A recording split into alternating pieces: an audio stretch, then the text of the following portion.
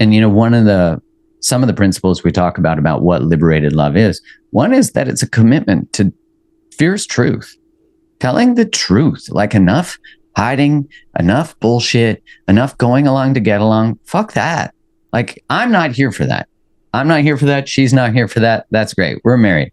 But, it's also having a deep appreciation for the other person's path.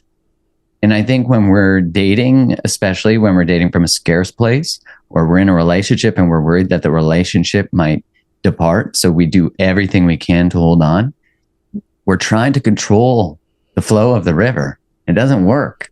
Instead, if we can have this acknowledgement that your paths are alongside each other, and if you are committed to fierce truth, now you might align the paths, and you also have to be ready to let that go. What do you think? Oh, I think that was big. I'm curious to hear what Josh has to say around that. I conceptualize and process in images. So when, Mark, you're speaking, I'm actually seeing a river, right? And on one side, I'm seeing this false dichotomy that I think a lot of people find themselves in. And on one side, it's like, I'm going to grit no matter what. I'm going to stay no matter what. I'm going to abandon self no matter what, just to keep us alive. And then on the other side, there's this truth of like, oh, the water's moving this way. It might be painful, it might be uncomfortable, but this is actually what our creator, the divine God, whatever nomenclature you want to use, actually wants. This is where the water is going. How does one, because I'm going to pitch it right back to y'all, because this is my curiosity in life and in wisdom and in understanding well-being. When do we know? What are the guideposts? What are the ingredients? What are the signs that we can count on to know which side of the river to stand on and why? In other words, when to grit, when to quit. Where do we even begin that process? I think that's a fundamental human universal learning curve. Well, you have to have deep access to yourself in order to even explore. And I think that question, should I stay or go, which is obviously a very common question, is usually the birthplace of agency, it's the birthplace of finally prioritizing oneself. Because most of the time that's someone waking up mid-relationship, maybe mid-life, maybe in their 30s, 40s, 50s, 60s, in relationships that they just are in.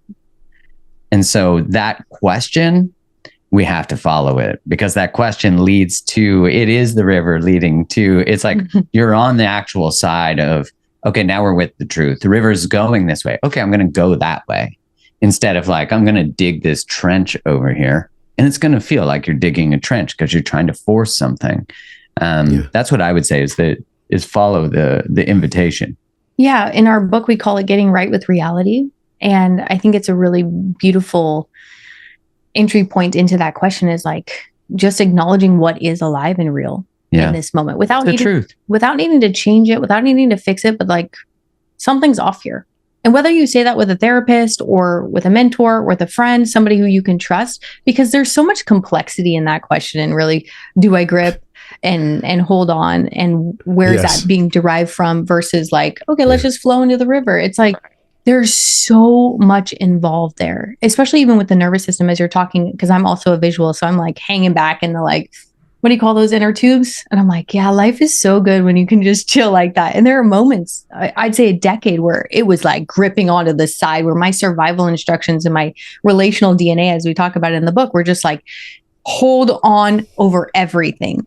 And for me, my body is always the somatic canary in the coal mine. It is going to let me know like something is way, way off. And so this showed up for me as in SIBO, as in autoimmune, IBS. Like I had, it was wild. I was starting to collect them. It was like, oh my gosh, I'm getting sicker and sicker and sicker and sicker. And at what point are you actually just going to acknowledge what is here and what is real so that we can work with the material instead of it working with us unconsciously through the body? Because the body will always speak.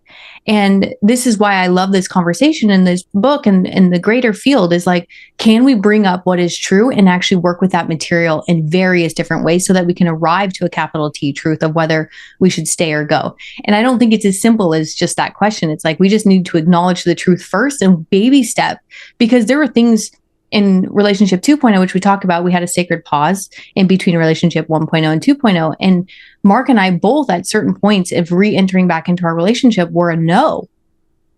like this is not actually in alignment or working out, because there were other things that needed to be processed and identified and worked through and cleared for it to be a yes. But if we would have just overridden and minimized, gaslit ourselves and each other through that, we got to get back together, blah, blah. Yeah, just to like collapse into, well, we're back together.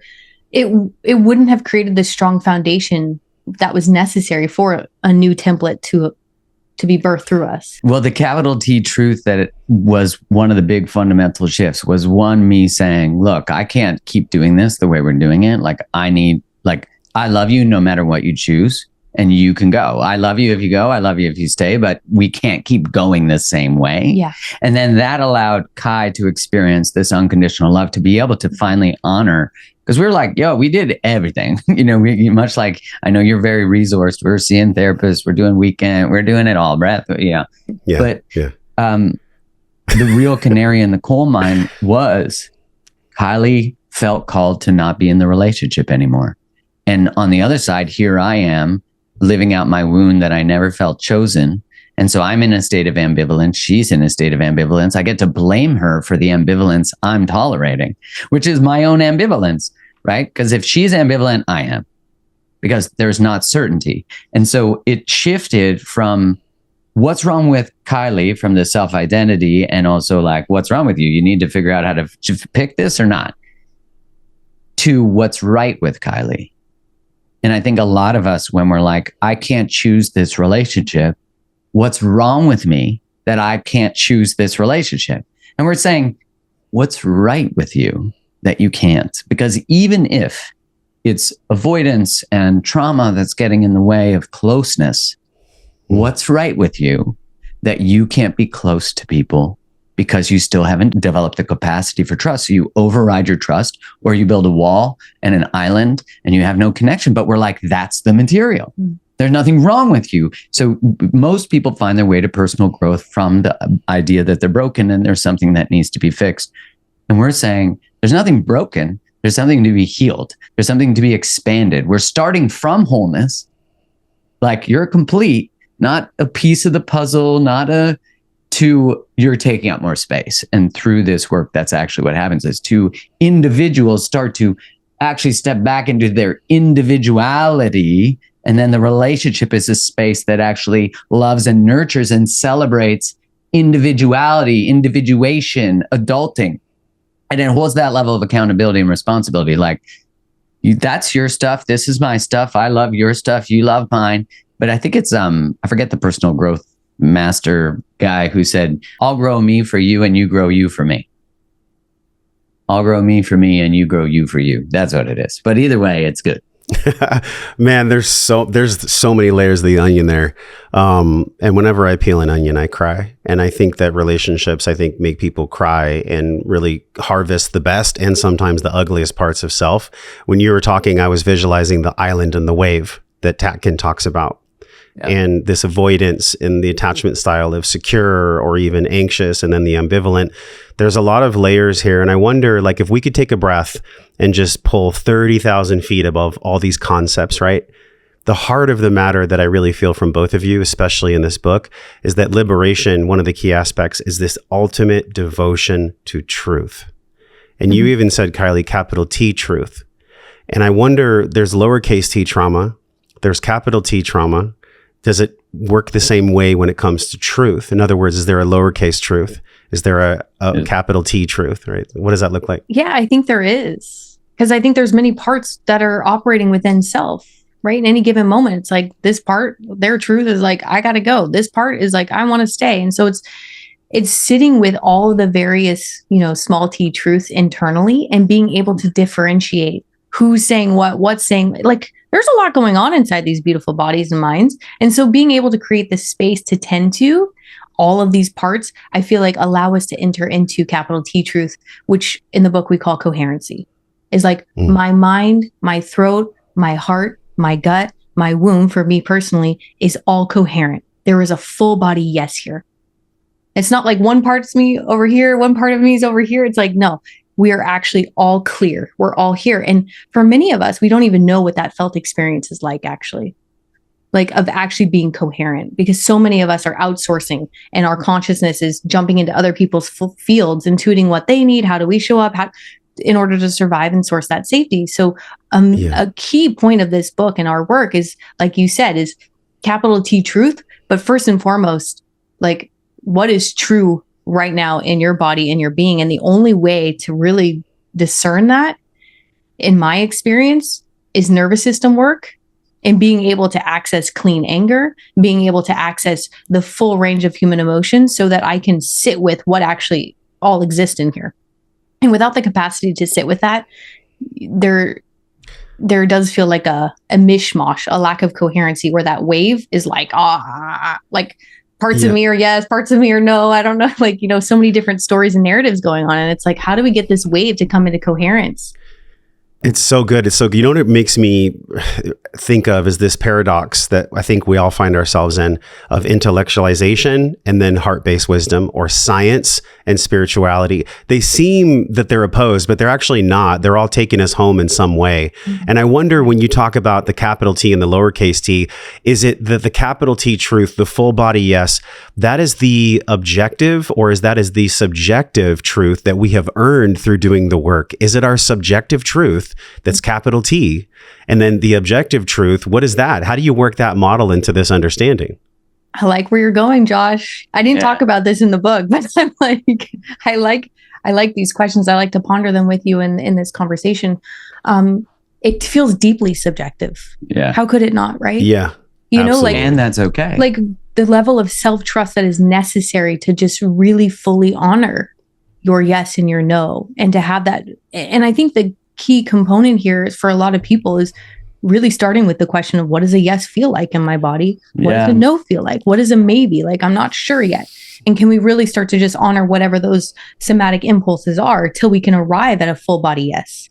And to separate our truth from another's, like, the word subjective is so important here, because in some way we would say that's your subjective truth, and that would be that it's not valid, or it's through your lens, it's your opinion.